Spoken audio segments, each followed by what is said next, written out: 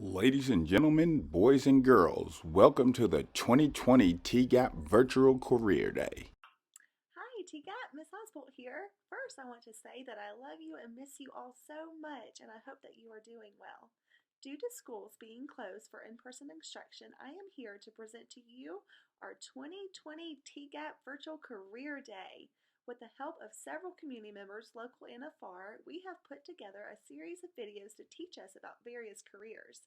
Please feel free to have your siblings, parents, pets, or any family members join you in viewing this video. Enjoy the presentation and I will see you soon.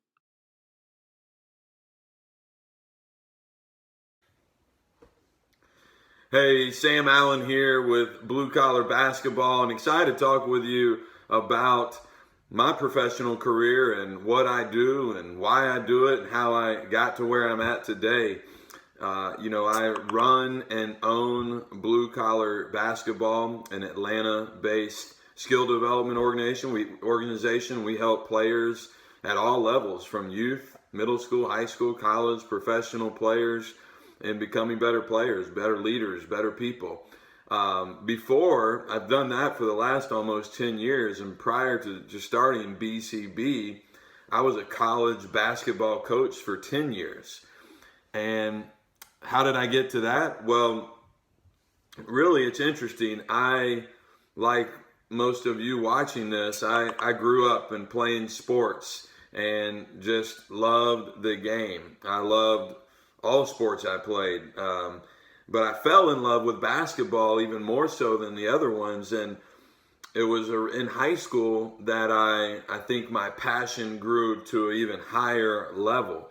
And it was through some tough times. My freshman year, I didn't play much. I was a 30-30 guy. I only went in the game when we were up 30 points or down 30 points.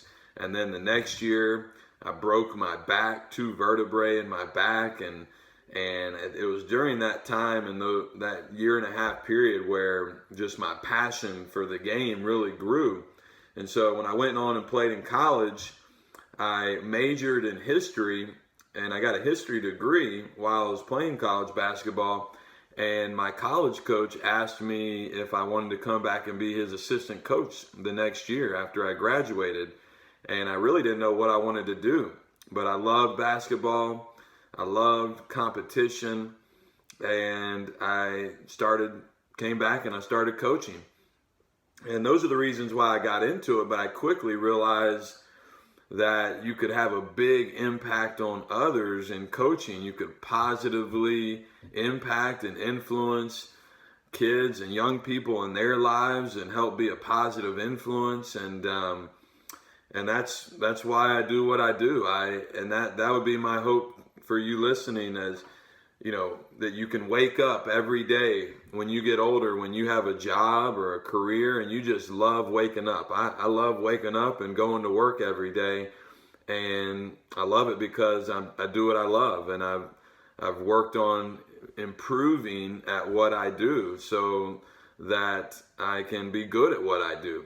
And so I've got a lot of friends who are really happy in their jobs and their careers.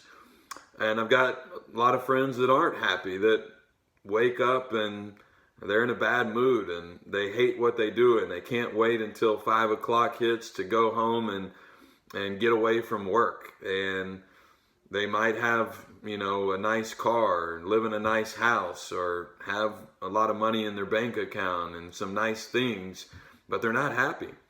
They're not happy because they don't do what they love.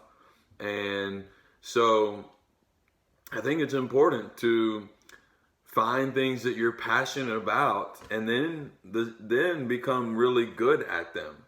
Because when you're passionate about it, that means you love it. That means you're going to enjoy what you do. And then if you can also learn how to become good at it, and these two things can exist, well, then you'll live a fulfilling life. You'll enjoy waking up every day and going to work, because you work a lot in your life. You're going to have a job or own a business, and you're gonna work. And it's important that all that time you spend working, that you have a passion for it, that you enjoy it, so that you can have a more fulfilling life. So that's how I would like to encourage you as I finish this, is find out what you love as you get older. Continue to find that. Sometimes you got to do things that you don't love to recognize what you do like. And I've had many different jobs through the years, and sometimes that guides me towards another direction, and that's okay. You don't have to have everything figured out when you're 8 years old or 18 years old or even 28 years old. But if you're in pursuit of constantly learning and growing and understanding yourself, then I think good things will happen for you. And if you try to be really good to people, and people will be good to you, sometimes they won't be, but be good to people along the way and serve them and love them, I believe you'll really have a fulfilling life. So hope this serves, and have a great rest of your day, rest of your week.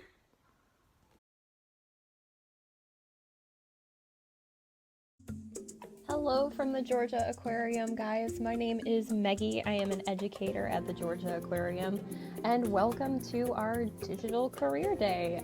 Due to circumstances, here we are. So we really hope that you guys enjoy the presentation that we have for you. We're going to talk about 3 different kinds of careers that we offer here at the Georgia Aquarium. And a career is essentially a job path that you can have, or a job that you can pursue over a long period of time. And the 3 big ones that we have here at the Georgia Aquarium are animal training, the commissary, which is the place where we prepare animals' food, and being a veterinarian, which are the people who are like doctors for the animals that we have within our living collection. So let's go ahead and get started. All right, so the first career that we're going to cover today is going to be animal training. So if you can see on this title slide, we have our animal trainers with our harbor seals, our Atlantic bottlenose dolphins, and our sea otters, but we have so many other animals here that we do training exercises with. Did you know that you could train a whale shark? So we actually can. We have trained the whale sharks to get their food a certain way so that they know what time of day they're receiving their food and where to go to receive their food. And you guys are going to see a picture of that in the coming up slides, so keep your eyes peeled for that. We can also train our beluga whales, our sea lions. A whole different number of animals can actually be trained to do certain behaviors, which is very, very cool.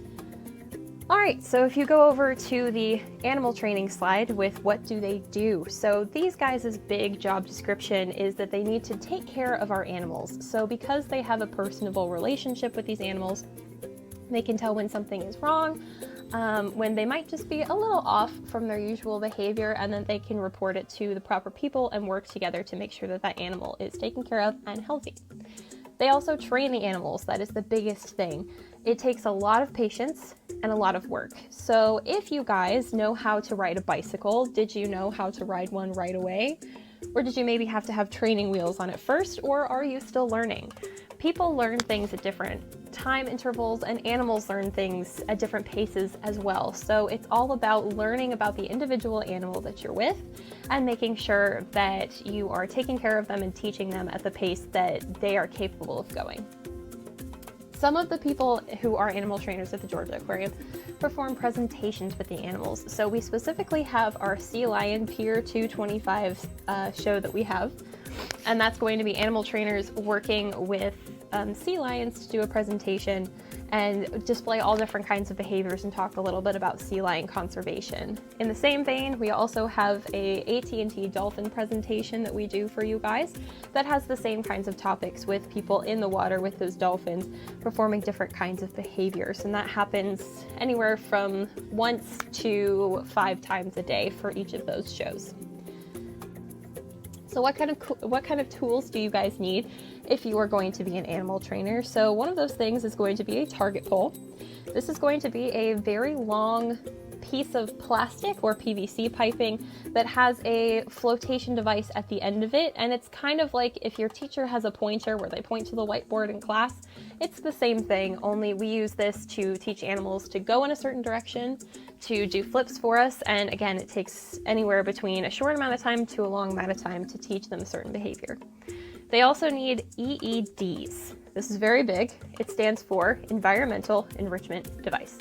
Environmental enrichment device is essentially just a fancy word that we use here at the aquarium for toys for our animals to make sure that their brains are working so that they can solve some puzzles and get a little bit of exercise on the side. And they do have to be trained how to interact with these EEDs.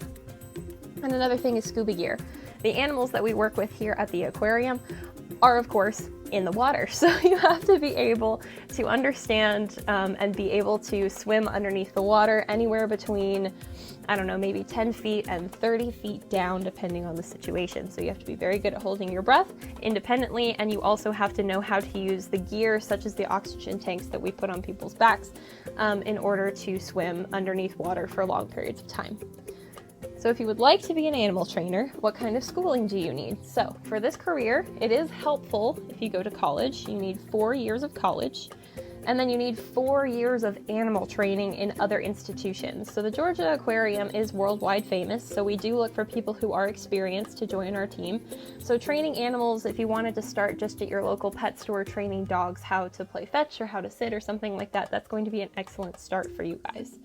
Scuba certification. So I mentioned that you guys need to know how to scuba dive and how to use scuba gear. So that scuba certification is the thing that's going to show that you know how to do what we are looking for. So yeah, those are the kinds of things that you need to be an animal trainer. And okay, so we're going to move on to the next section. All right, so the next career that we are going to be covering is our commissary team. So once more, the commissary team's purpose is going to be to order the food for the animals, and they are going to make sure that the food is distributed properly and that all the animals are getting the kind of diet that they need in order to be healthy and to thrive at the Georgia Aquarium.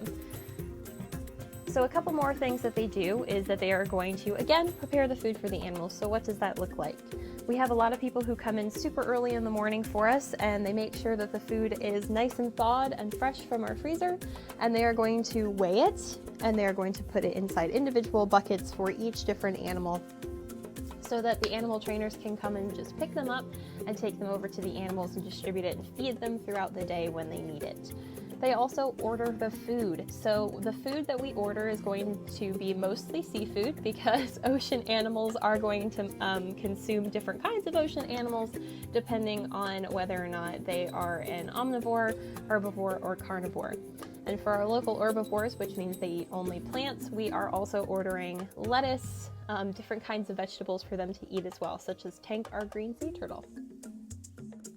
All right, so what kind of schooling do you need if you want to work with our commissary team? We would like you guys to have 4 years of college. It's very helpful, especially if you get it in animal nutrition. We would also really like it if you guys have volunteer or intern work in an animal facility. So just like our animal trainers, I suggested maybe starting to train an animal at your local pet store. That kind of thing is going to, again, here be a very good leg up, because any kind of work with animals in any sort of professional capacity is going to get you good essential experience that you need to have a career working with animals in a larger facility like the Georgia Aquarium. So yeah, those are the kinds of helpful things that you guys need to know about commissary, and we are going to move on to our next section in this section here. So the next career that we are going to cover, and the last career that I'm going to cover with you guys, is our veterinarian team, or our vet services team. These guys are incredibly important to the aquarium because they are making sure that all of our animals are healthy and that they are checking up on their well-being at regular intervals. So what do these guys do? You probably know that they're animal doctors, but in a larger scope, they are going to provide medical treatments and checkups for animals. So like you guys should be going to the doctor at least once a year, or whatever you do, these animals are going to have veterinarians come and give them checkups more than once a year, but they do have a big exam, definitely once a year, to make sure that they are healthy, on track, and that nothing is going to go wrong. So this is called preventative health care, which means that we are taking care of them and checking up on them before something goes wrong so that nothing will go wrong. So that's essentially our mission here for our vet staff at the Georgia Aquarium. They're also going to write prescriptions for the animals. So if they need medicine because they are sick, then they are going to need prescriptions to fill so that we can give them the kind of medicine that they need to get healthy again. We're going to test samples from animals' bodies. So we actually take blood work, we take snot, we take any other kind of biological sample, and we run it into a lab to make sure that all of the small itty-bitty microscopic organisms and microscopic other things within an animal's body is going to keep and maintain their health as well. And then again, every single animal that we have here at the Georgia Aquarium, we have records on. So big file folders and digital file folders that has the history of their checkups, the history of their medicine, and how they are progressing and being healthy here at the aquarium. So what kind of tools do our veterinarians use at Georgia Aquarium? Well, we definitely have medicine to help treat the animals. We covered that before. And a lot of the tools that we have, such as our x-ray machines, maybe our stretchers, anything to measure heartbeat, etc., a lot of those things are going to be on wheels, because while we do have a full veterinarian suite downstairs in the aquarium, it is very, very hard to get larger animals like whale sharks or belugas out of that water and then down to the space where we have our veterinarian labs. So a lot of those things, again, are on wheels so that we can move them up to where the animals are and we can take them to where they need to go, so we don't have to inconvenience the animal by taking them out of their habitat. This is very, very helpful in order to quickly get to an animal if that kind of situation does arise. They also are going to need those records on the animal's treatment history. So like I said, that these guys maintain all kinds of records on each of the animal patients that they have, they do need to continuously refer to them each time they check up on them and then record the results of that checkup in that folder so that we can continue to have the most accurate and updated kind of thing to make sure that they are healthy. And what kind of schooling do you need to be a veterinarian? So I know a lot of kids want to be a veterinarian, and I am not discouraging you, but I am going to tell you that you do have a long road ahead of you if you do want to be a veterinarian. So you need 4 years in college, 3 years in vet school, and you need a residency, which essentially is where you guys are working within a hospital or an animal service clinic, and kind of shadowing underneath the veterinarians that are there and gaining experience. And that generally is 2 years. And we would also really like some volunteering experience at any other animal facility as well. So if you add 4 plus 3 plus 2, that's going to be 9 years of schooling already, not counting the volunteering and intern experience that we would like you guys to have. So there's a lot of school involved in this career. So those 3 careers, animal training, commissary team, and the veterinarian staff, are the 3 careers that I have to cover with you guys today. Again, my name was Maggie, and I am an educator at the Georgia Aquarium, and I really hope you guys did learn some things about a couple of the aquarium's careers that we offer for you guys. We offer so many different more careers, and we always love taking on new staff members. So if you go to the Georgia Aquarium's website at georgiaaquarium.org, there are so many more things to learn about the different kind of jobs here, as well as the different kind of animals that we have. So if you are looking for more online learning resources, we do have an at-home learning resource tab on our website, so that would be a helpful place to go if you are looking for a bit more information. And thank you again, guys, for listening. Hope you learned something, and good luck, stay safe, and have a good rest of your day.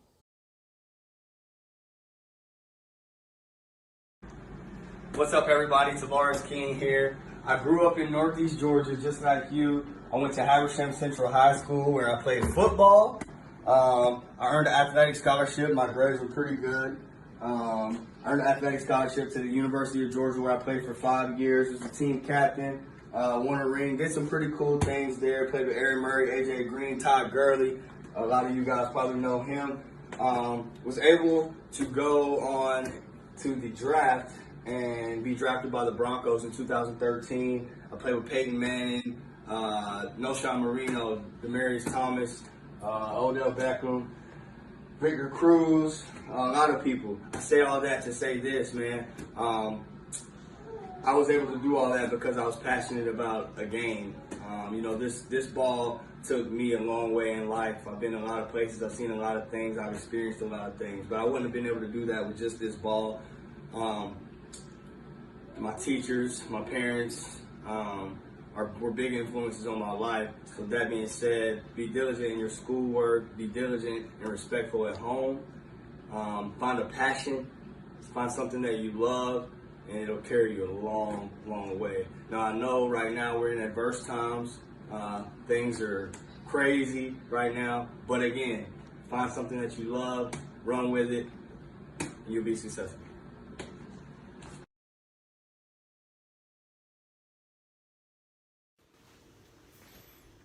Well, hello, boys and girls at TGAP Elementary School. How are you all doing today? Hey, welcome to our virtual career day here at our school. And Dr. Mulligan asked me if I would spend a few minutes and tell you a little bit about what I do in my career and how I got to where I am today.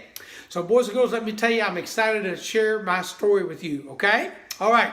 Now, some of you may remember me. I am also known as the fundraiser dude. My name is Jesse Kinney, but the kids all call me the fundraiser dude because I do fundraising with schools like TGAP. As a matter of fact, I worked with your school many times in the past in raising money for the school. So what I do is when a school needs to raise money for playground equipment or for teacher supplies or things like that, I come to the school and I do a presentation with you either on live TV or video, and I provide a fundraiser brochure that kind of looks like this. I've got them in gifts. I've got some with cookie dough and stuff like that in them. Okay, and then we send these home, and your mom and dad's contact the people they know, parents, relatives, friends, and they take orders for these products. And what they do then is when they turn them in, we deliver the products back to the school, and the school makes money on the sale of all these items, okay? I've been fundraising. I love to do it because I love being around the schools and the principals and the teachers and all you wonderful students. I've been doing fundraising for 42 years, a long time, okay? And boys and girls, I enjoy doing it. I've helped schools raise over $30 million in those 42 years, okay? And it just feels like something I just like to do and enjoy being around the schools. But let me also tell you this, boys and girls, I wasn't always in fundraising. I actually started my career as a high school band director. Okay, when I was in elementary school, I wanted to be in a band. I decided I liked music, so I started playing the drums in the band. And I enjoyed it a lot when I got into high school. The high school band was a lot of fun for me, and marching band and concert band and all that. And I decided I wanted to be a band director when I got out of high school. So I went to college and got a degree in music education, and that qualified me to be a band director. Now, I'm from Kentucky, up there about 400 miles north of here, up near Cincinnati, Ohio. And after I got my degree, I taught high school band in a town called Dayton, Ohio, a little north of Cincinnati, okay? And the difference between Ohio and Georgia is it's cold up there in the wintertime.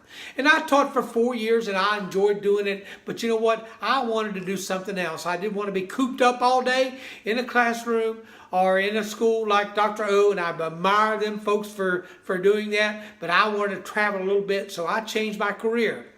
And at this fundraising company I had been doing business with in Ohio, because my band, needed band uniforms and stuff like that, they had a territory open, a sales area down in Macon, Georgia.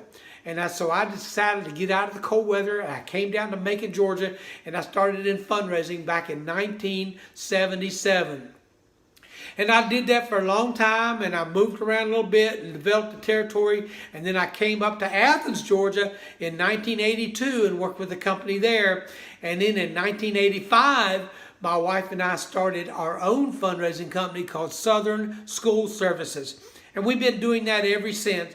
At that time, working with schools, and this allows me to be around North Georgia. I get to drive around the mountains, work with several different schools, and help them raise money, and I really, really enjoy doing that, okay? So boys and girls, here's what I need to tell you about your career. Find something you like to do,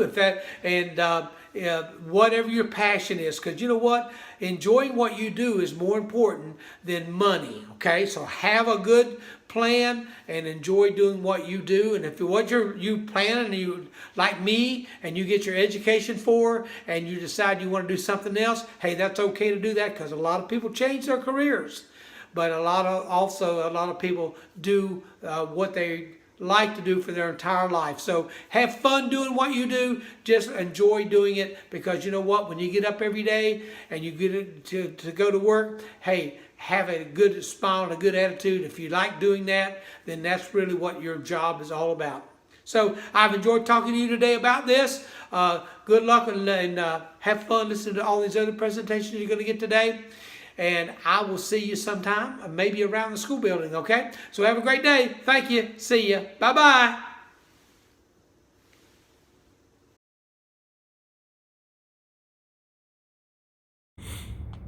Hello, Evan Oglesby, former Baltimore Raven, Dallas Cowboy, Miami Dolphin. I played 6 years in the NFL, went to the University of North Alabama, and I'm a graduate of Stevens County High School, class of 2000. I'm a small town guy, just like you, but I had a big dream. Things that kind of separated me from the rest of the guys is there was a lot of things that happened that didn't deter me from my original goal. I used to sit and watch television, and I love sports, and I used to see those guys play on television. I used to wonder, what did those guys do to get to that level? And I dedicated myself, and that's all I thought about when I was at home. Like now, a lot of kids are probably playing video games. Me, I probably would have been dribbling a basketball, throwing a football, doing something to kind of enhance my skill set. But that's just the type of person I was. Is a couple of factors that I kind of gained possession of early, and one of them was I had a work ethic. I always wanted to be the best. I had a passion to outwork the next person. I grew up in a household with no father, so I had to become the man of the house, and that is a big responsibility as far as taking that role early on as a kid. My grandmother, she did the best she could, and I wanted to give her things in life that she never had. So that was kind of my motivation to be a better person. And I had a passion to play sports. So I wanted to go to the professional level. Decision making. I had to learn how to choose my friends along the way. I had a lot of friends that was highly talented. Some of them was my best friends. I mean, I'm sure you guys have friends in school that you love playing with, but my friends used to get in trouble a lot. And it got to the point where they started getting me in trouble for things that I didn't even do. And it made me start to miss time at recess, and I had to sit in the classroom and be punished for things that I didn't do. So I had to learn at an early age, I might need to choose different friends to be around if I'm trying to get to that professional level. So I had to learn how to make those hard choices. Going to the collegiate level, I had that same mindset once I went off to college. There's things that you couldn't talk me into doing because I was just so mentally strong. I learned how to handle self-esteem early in my life, and so it really carried over once I made it to the college and the professional level. It's about being motivated and staying focused. I had a strong desire to be successful, and I wasn't going to let anything hinder me from accomplishing those goals. I listened to my adults, the older guys, the vets, the teachers. I listened to those guys. Those guys were older than me. Those guys had the experience. And as much as I thought that I knew everything, I really didn't. So luckily, I listened to my teachers. You guys are so blessed and so fortunate these days. Y'all have smart, intelligent teachers that has been to the next level, that know how to advance quickly and how to put yourself in positions to get qualified. And you guys have resources available. We just gotta walk the walk. We gotta do what we need to do to make sure we're taking care of ourselves to accomplish these goals in life. I'm sure you guys have big dreams. I'm sure we got doctors, we got lawyers, we have pediatricians. Excuse me, I got the airplane going over right now. You guys, right now, you know, with the crisis, we need a lot of nurses and scientists. We need you guys. As you can see, the world is crying for you. So we need you guys to step up and take care of the world, you know, which is destined for you. You guys are smart, you guys are brilliant, intelligent, and we need that.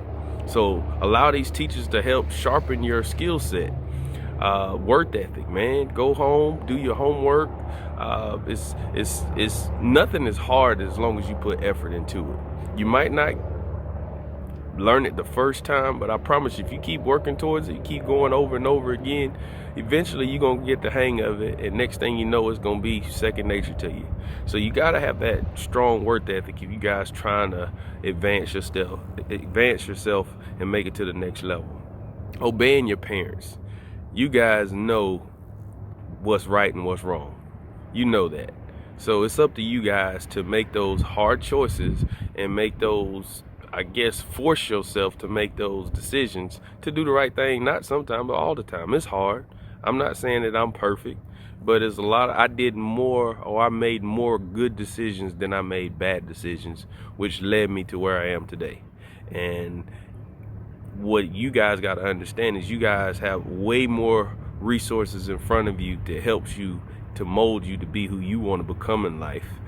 Fortunately, through all of that hard work, through all of that dedication, through listening, through practicing, through studying, through separating myself from my friends that wasn't going in the same direction, led me to give me the opportunity to play at the next level, or the highest level, at the NFL.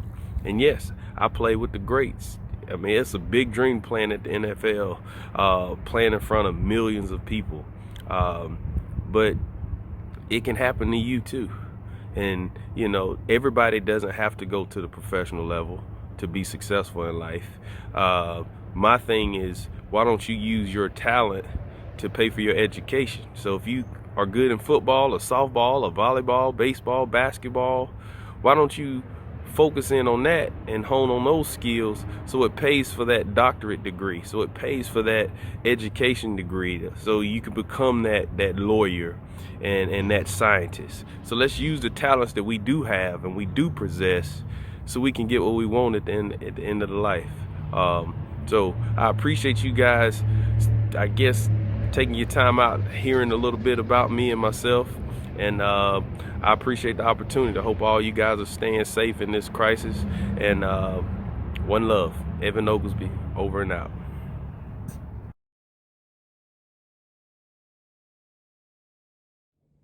Hey guys, my name's Ryan. I'm a ski patroller in Colorado. And if you don't know what that is, that's fine. I grew up in Habersham. I didn't know it was a thing either. It's most simply a medic for a ski resort, but there's a lot more to it than that. Initially, we require everyone to be an EMT on hire so that all of our medical needs are covered at that point. Next, you need to be an expert skier, obviously, or if you're at the resort that I work at, Keystone, you can actually be a snowboarder, which is what I do.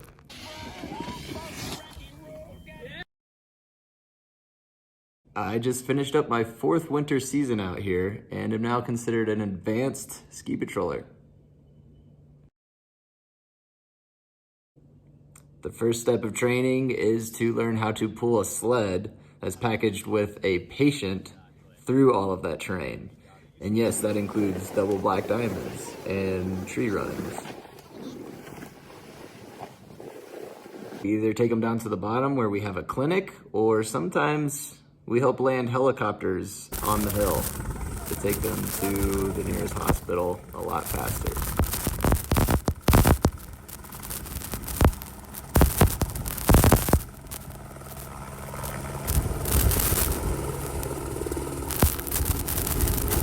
After medical training, another thing that we have to train up for is lift evacuation training. So if a chairlift goes down and there are guests and skiers and snowboarders on the line, they have to be evacuated. So we wear a harness and a belay device and a lot of ropes, and we climb up the towers and we safely lower them down. One of my favorite things to train for is snowmobiling. So our most common use for a snowmobile is to tow up other ski patrollers up into our alpine bowls, and for patient transport if somebody's hurt up there, for closing sweeps at the end of the day to make sure that everyone's down, and first thing in the morning to open the bowls, which means avalanche mitigation.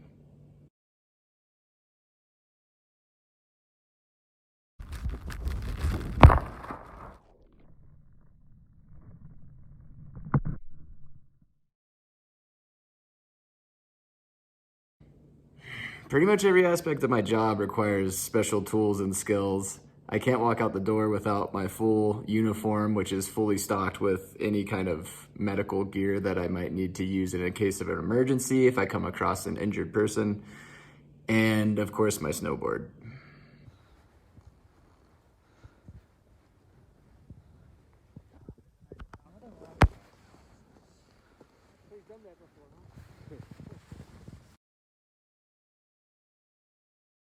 My favorite part of the job? Well, obviously snowboarding the best snow in the country and getting paid for it is a pretty good perk.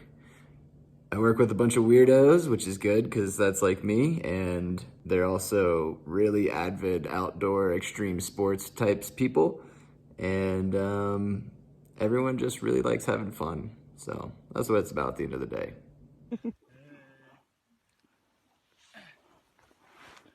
Body pack patrol.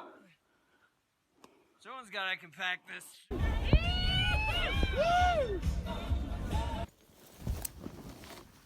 So flat. My name's Ryan, and I am a ski patroller.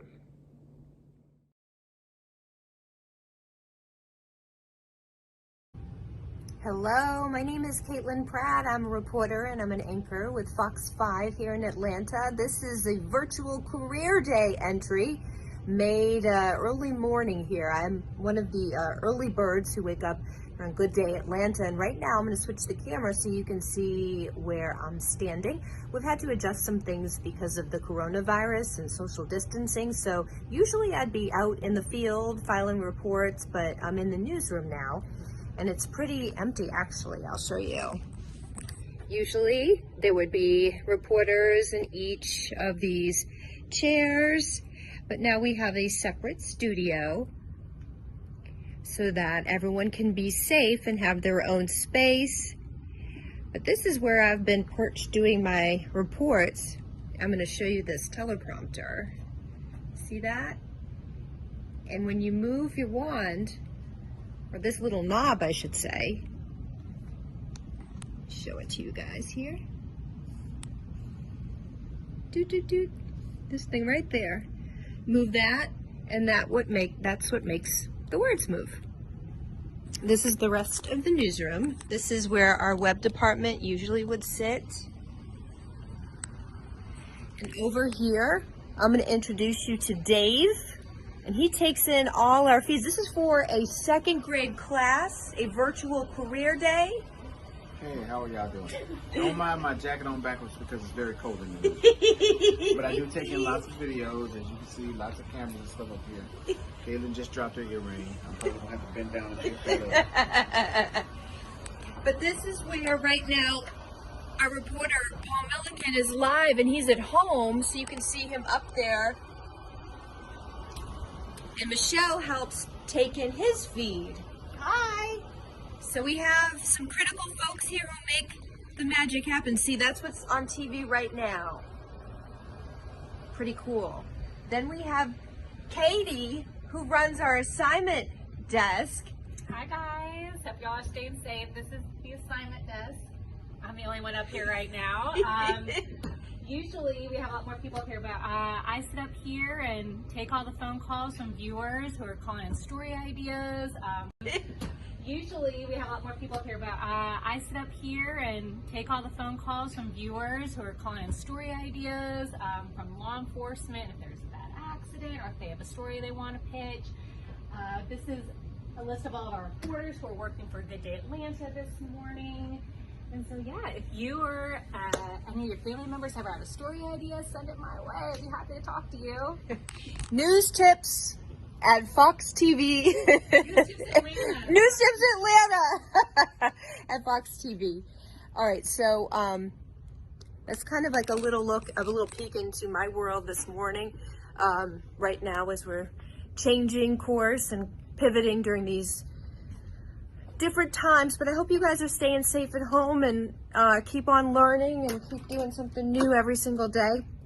That's what I do love about being a reporter, is that I get to meet new people and talk about different things every single day.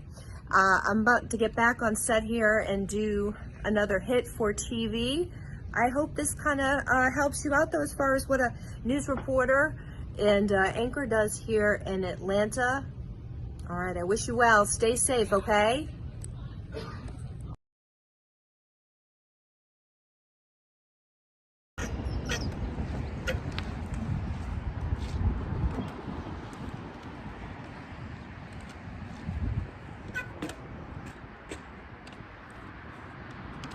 Hey, what's up guys? Matt Wilhelm here. I'm just out riding and I'm here to talk to you about my awesome career. I am a professional BMX bike rider. Yes, that is a real career, contrary to what my mother thinks. But it wasn't always that way. When I was in 5th grade, I really wanted to be a professional bike rider, but that career didn't really exist yet. The most you could win at a contest back then was about $400 because there was no X Games. BMX was not in the Olympics yet. But I knew if I developed enough skills and I worked hard enough, I knew that maybe I could be creative enough to find my place in the world and do something with a bike and try and make a career out of it. I went to college, graduated with honors. I had a backup plan just in case this whole bike thing didn't work. Luckily for me, when I was in college, I got good enough that I turned pro. I ended up winning 3 X Games medals, 2 national titles. I have a Guinness World Record, and maybe you've even seen me on America's Got Talent. So I got very successful on the bike, and how I make my career now is I travel all around the country doing live shows, but I also share my story of how I got last place during my first year in the X Games and how I didn't give up and went on to become a national champion. So I'm kind of like a BMX rider and a motivational speaker. And I think my favorite part of my career is just the reaction that I see after the show when kids come up to me and they'll tell me, oh, your show was awesome, but I really liked your story and I'm inspired to go on and do something cool with my life. So that's really what it's all about for me, is motivating the next generation and inspiring you guys. So hopefully you can find something that you're passionate about. You know, I think one of the saddest things in our world is when someone just goes through life and they're not passionate about something. When they just sit around, they play video games, they watch TV. That's not really an exciting life. So you can create an awesome, exciting life. Find a talent that you like to do, pour your heart into it, pour your soul into it, and you might be able to make a career out of it too. So I'm gonna get back to riding. Hope you guys have an awesome career and good luck. Stay safe.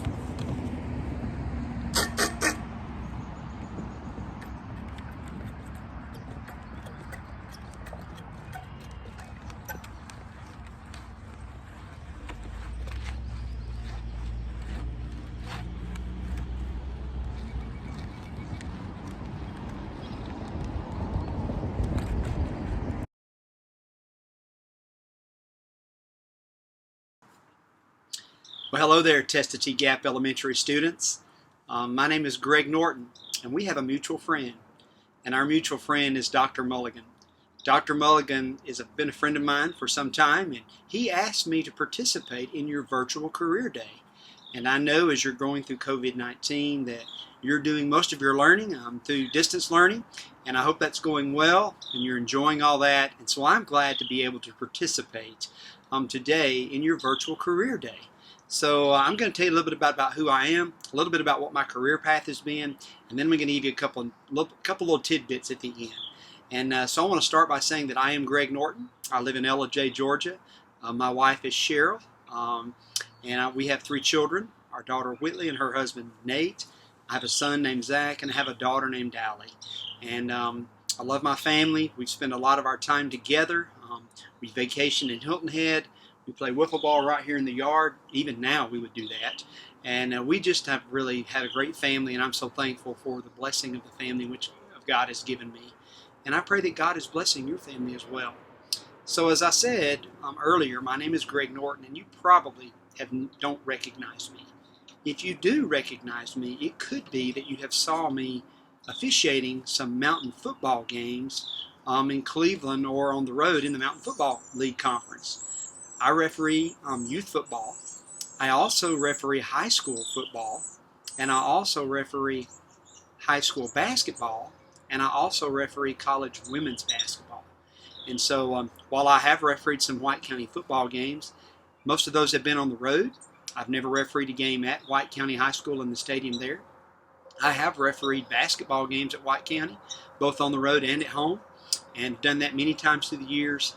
And I have refereed some of your youth football games in the Mountain Football Conference. So some of you may have recognized me wearing stripes, officiating in some sort. But that's not all that I do.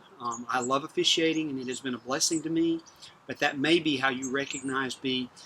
But in reality, my career started just after I had been to college for a while, and I went to work for a company called Blue Ridge Telephone Company, who was later bought out by TDS Telecom, and I was a sales representative. I was an engineer at the very beginning, and then I began to get into sales, and I was in telecommunications and was selling telephone systems, and then later on selling internet and IP services, managed IP, different things like that. Some of those terms may be Greek to you, but basically the technologies in which you're using today in order to be able to do distance learning, and a lot of the infrastructure and the things that allow us to be able to do that was what I did. I did that for 33 years, and I had a great career with TDS Telecom.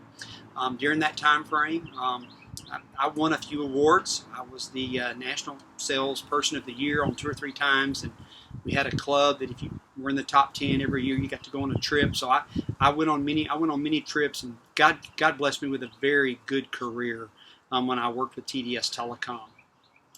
I've also been involved. I've been in the ministry for my entire life.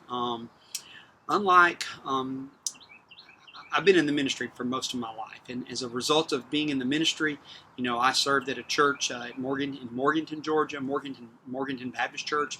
I was a minister of music there, and then I ended up going back to my home church, which is in Blue Ridge, which is Temple Baptist Church, which is the church in which I am serving now, and I am currently the pastor of worship and administration there, full-time in the ministry, an ordained pastor, and I'm so thankful that God has allowed me and has given me the abilities to be able to do that, the talents, but not only that, it was a calling in my life to be able to serve God through ministry. And so I have done that throughout the years as well. So just to tell you a little bit about, I went to Fannin County High School and I graduated. And when I graduated high school, I went to West Georgia College on a voice and a music scholarship. As a child, my childhood dream was to play college basketball and to be a professional basketball player. I played high school basketball. I wasn't really that good, but it was a dream that I had. It was a dream that I had from when I was a child. And I know that y'all are in elementary school right now, and I really couldn't tell you, I don't really have a whole lot that I can tell you that I remember about my elementary days. I remember recess. I remember the field trips. I remember the fun times, some of the fun things. I remember a lot of my friends. I remember a few of my teachers. One specifically was a lady named Miss Days, and she was a very sweet lady, and I really enjoyed that. But other than the fundamentals of learning, reading, arithmetic, math, grammar, other than science, other than those fundamentals, I really don't remember a whole lot of those things, but you carry those with you as you go through life. So students, I would tell you that as you're learning reading, writing, and arithmetic, and all those things that you're learning today, those are the foundational learning tools that will help you as you go through the rest of your life and as you so choose a career. But I had a dream as a child to be a college basketball player. And even though God had gifted me in the area of music, through voice, through singing, and through playing my horn, He afforded me the opportunity to go to West Georgia College on a scholarship. It's sad for me to tell you that I never completed my college degree. I went to West Georgia for a couple of years, then came back to Truett McConnell, and I just never finished. I don't guess I was able to be focused enough in order to be able to do that. I would challenge each and every one of you, don't be like me in that area. There have been many times in my life in which I have said, I wish I had completed my college degree. But when I came home from college, God opened the door for me to be able to go to work for Blue Ridge Telephone Company. And so I went to work with them, and many things came my way, hopefully as a result of hard work and striving for excellence in all that I do. And so I had a wonderful career with TDS Telecom, and I'm so thankful for that. But not only that, God gave me the opportunity to serve in the ministry on a part-time basis, bivocationally. I'm serving in my church and leading worship and leading choir, and I was so thankful for that, which has ultimately led me to the place where I am today by being full-time in the ministry and being able to serve as a pastor of worship and administration in my church. It's the most wonderful thing in the world to be able to serve God in that particular area. But to tell you a little bit about my professional hobby, as I call it, officiating. So I've been a high school basketball official for about 37 years. I've been a high school football official for about 30 years, and God has afforded me many opportunities. I've worked multiple state championships, I believe 5 state championships in basketball, 1 state championship in football. As a matter of fact, this past year, I worked a state championship game this past year in Macon, and I've just been so blessed through my officiating. I've met so many wonderful people like your principal, Dr. Mulligan, and other people. I have met them, and that has really been such a blessing, because for me personally, having the opportunity to be a positive influence into the lives of the people that I meet and getting to meet people, that has just been so wonderful. As I told you, I'm in the ministry, and ministry is people. And so one of the great ways that I've been able to meet people and to be able to have a ministry in a mission field is through officiating. Not only have I been blessed by being able to work high school basketball and high school football, in the year 2000, I was fortunate to become a Division I college basketball official. And as a result of that, I've worked in many different conferences. I've worked in many conferences, many conference games. I was able to work the NCAA women's tournament as an alternate one year, and it's just been such a blessing. Also in 2017, I believe it was, or 2018, I was able to work the McDonald's High School All-American game in Phillips Arena, and got my picture made with Ronald McDonald, and that was such a highlight of my career to get to do that. Zion Williamson played in the game.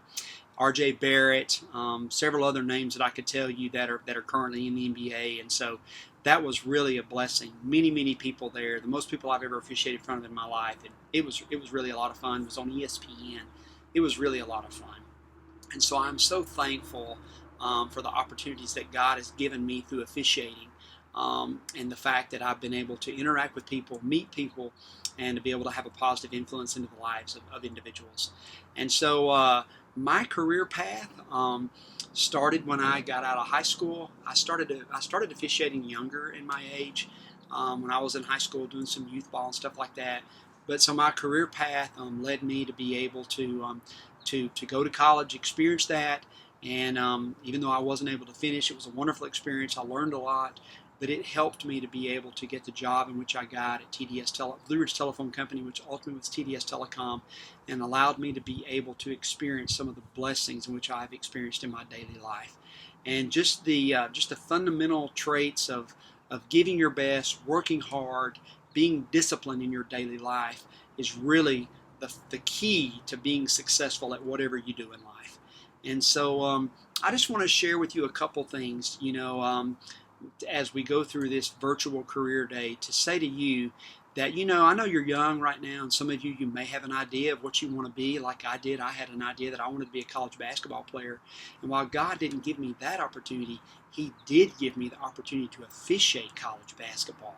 So He did answer my prayer in that. But not only that, He gave me the opportunity to be able to work for a wonderful company in TDS Telecom, and to be able to interact with people, and then to be able to be in the ministry. And so what I would say to you is this: as you go through your daily life, and as you think about what God's plans are for your life and what you want to be when you grow up, I would just say that do what brings you joy and peace in your daily life. If you don't have joy and peace in your daily life, it doesn't matter what you do. It's obvious that Dr. Mulligan loves being in education and being the principal of TGAP Elementary. You see, I follow Dr. Mulligan on Twitter, and I've been seeing a lot of the work that you have been doing during COVID-19, and I have been very impressed. And when Dr. Mulligan shares those posts, you can just sense that he really has a passion for what he's doing. And in my life, everything that I have done, I have had a passion for what I have done. I was thankful for my parents and the raising which they gave me. My mom always told me there are two kinds of people in life. There are givers and there are takers, and the takers will suck the life out of you. And I've always wanted to be a giver. You see, my parents, they owned a restaurant in Blue Ridge called the Tasty Freeze. Now, here's an assignment for you. When you go home tonight, or if you're watching this with your parents now, you ask them if they remember a Tasty Freeze being in Cleveland, Georgia. And if they don't remember it, maybe you ask their parents. I'm sure they'll remember, because there was a Tasty Freeze in Cleveland, Georgia. And my parents owned a restaurant in Blue Ridge called the Tasty Freeze, and I learned a great deal about people when I worked in the restaurant business with my parents. And I also learned a great deal about how to work with people and how to manage people. Even as I observed my parents doing that, and as I've went through life, I have learned how that people want to work for good people. You know, I always say, you know, people do things for two reasons, either because they have to or because they want to. I have wanted to do everything, almost everything that I have done in my life, and as I went through my career, I've wanted to do it. I didn't do it because I had to. I did it because I wanted to. Yeah, certainly, you know, when you think about your career and what you're going to be as you go through life, certainly, you know, the job has to pay you well from an economic perspective, and you have to be able to make money to provide for your family. And sometimes you have to do things that you have to do in order to do that. But even if you're doing it because you have to, you can still do it because you want to, because you can have a passion to give your absolute best. See, for me, I wanted to be excellent in everything that I've done. There was only one who was perfect. Perfection is very hard to obtain, but excellence is obtainable in all of us. And basically the way you obtain excellence is just by giving all you have, going the extra mile, doing it because you want to, not because you have to. And so students, I'll just close with this today. I would just challenge you as you think about the rest of this year and going into the next school year, and as you think about your future life, remember these two things. Number one, you either do something because you have to or because you want to. And if you do something because you want to do it, the results will be a lot better than doing something because you have to. Yes, you have to take tests. Yes, you have to go to school. But if you look at it from the perspective is it's a privilege for you to be able to go to school, and I want to go to school, and I want to do well on my test. I want to make good grades. I want to be excellent in all that I do. I don't have any doubt that when you look at your life later on, you're going to be successful. Obviously, when you look back at the year 2020, you know, when I was thinking about my elementary schools, we didn't have anything like COVID-19 that came our way. And so obviously the year of 2020 is going to be a year that you'll never forget. And as you get older and you have a family, you want to be sure and tell your children, you know, let me tell you about what happened in 2020 when the coronavirus pandemic hit our world. Let me tell you, we went home in the middle of March. Everything shut down. No basketball, no baseball, no concerts, no nothing. We went home and we learned from home. Now, and you'll be able to tell them about that experience. But what I hope you'll be able to remember about this experience is the opportunity that you've had to learn from home with your family and to see how your teachers have really want to invest in your life. They've had a passion. They're doing this because they want to, not because they have to, and because they love you. And so, as I said earlier, I'm a pastor, and I just want to leave you with one verse today, and it's been my life verse. You know, my desire in my life has certainly been that I'd have an opportunity to have an influence into the lives of every person that I touch. And I feel like that God has afforded me those opportunities, but this has been my life verse. And my life verse is just simply Psalm 32:8. And the Bible says, I will instruct you and I will teach you in the way which thou shalt go. I will guide thee with mine own eye. And so my prayer today is, as a pastor, is that God will guide you and you will allow Him to guide you, and that He will give you direction in your daily life, into your career, into your future, and you'll know exactly what to do. So I'd like to pray with you before I dismiss today. Before I do that, I just want to say a special thank you to my friend, Dr. Mulligan, for giving me this opportunity to come to you in this manner and to share a little bit about what God has done in my life and how that my life has been blessed, and how that my career has been, you know, it's been wonderful. And no matter what roadblocks or valleys that I experience in my life, there's always a mountain that I get to experience. Number one, because I know Jesus as my Savior, and that's I personally believe in Jesus, and I pray that you would do that as well. So I'd like to pray with you, and then we'll be through with our time together, and I hope that you enjoy this video and the fact that I'm sharing with you what God has done for me in my life and through my career. Let's pray. Father, we love the students of TGAP Elementary, and I pray, Father, that you would just touch them in a very special way as they experience COVID-19. I pray for Dr. Mulligan and the staff at TGAP Elementary. I pray that as they go through a different time, that you would help them, Father, to be able to know that they're making an influence in the life of these students that they'll never forget. God, I also pray that you would bring a cure. You would bring a vaccine that would be able to allow us to be able to get back to normal, whatever that's going to be. Now, Father, I thank you for this day. I thank you for the beauty of it, and I pray your blessings on everything that we do. And it's in Jesus' name we pray. Amen. God bless you, TGAP Elementary. Thank you for allowing me to be a part of your virtual career day. Love you, Dr. Mulligan. know about you, but I really enjoyed learning about the different careers in this video. I hope you all enjoyed the presentations as well. I also want to take this time to thank our volunteers and participants. Thank you so much for making our first ever Virtual Career Day extra special for our students. TGAP students, if you enjoyed this video, please feel free to watch it as many times as you'd like. Also, if you are interested in learning more about careers, there will be a website shared at the end of this video. At the website, you will be able to click Career Town and play different career exploration games. Students, I also encourage you to have a conversation with a family member about what you learned from our Virtual Career Day, and also share with a family member what you would like to be when you grow up. Again, I hope you enjoyed this video. I miss you all so much and can't wait to see you soon. Have a great rest of your day.